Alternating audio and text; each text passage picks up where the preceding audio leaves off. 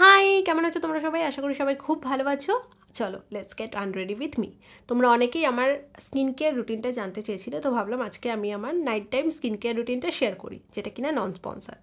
ডার্মাডিউয়ের acne face ওয়াশটা আমি এখন use করছি গত 2 মাস ধরে। এটা অলমোস্ট শেষের দিকে। এই টিউবটা শেষ হলে আমি নতুন কোনো কিছু অর্ডার করব, কারণ আমি নতুন নতুন ফেস ওয়াশ ট্রাই করতেই থাকি। আমি কোনো একটা পার্টিকুলার ফেস ওয়াশে আটকে থাকি না। তবে হ্যাঁ, সকালে যে ফেস ক্লিনজারটা দিয়ে আমি মুখটা ধুই, সেটা কিন্তু আমার সারা বছরের জন্য পার্মানেন্ট। সেটা হচ্ছে সেটাফিলের জেন্টেল স্কিন ক্লিনজার।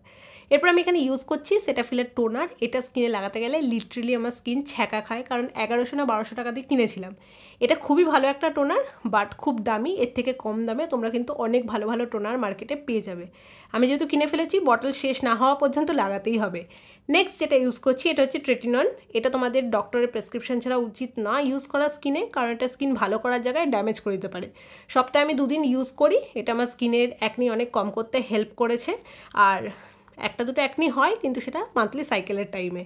এরপর স্কিনটাকে হাইড্রেট করার জন্য আমি ইউজ করছি সেবামেডের কেয়ার জেল। এটা একদম ক্লিয়ার, দেখতে পাচ্ছ, স্কিনটাকে খুব সুন্দরভাবে হাইড্রেট করে দেয়।